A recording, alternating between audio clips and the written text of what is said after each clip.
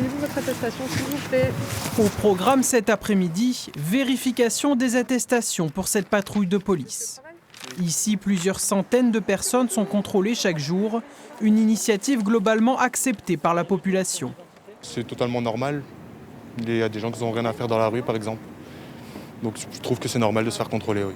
Donc là, qu'est-ce que vous aviez sur vous, par exemple, pour vous justifier? J'avais mon attestation et ma carte de lycéen. Je l'ai toujours, le patron il l'a donné, et dès que je sors, je l'ai sur moi. Parce que se prendre une amende à 135 €, ça fait un peu mal. Des contrôles qui ne sont pas uniquement axés sur l'attestation. Les forces de l'ordre surveillent aussi le port du masque. Vraiment, l'attestation, c'est l'objectif de pouvoir filtrer les personnes qui ont une raison valable de sortir ou non.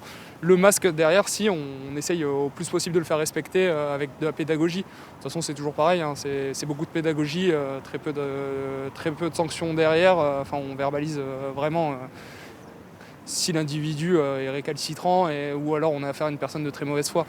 Mais les réfractaires semblent peu nombreux, si l'on en croit le commissaire de police. Pour l'instant, moi je note globalement un bon respect des mesures qui ont été adoptées. Les mesures ne sont pas tout à fait les mêmes que sur le premier confinement.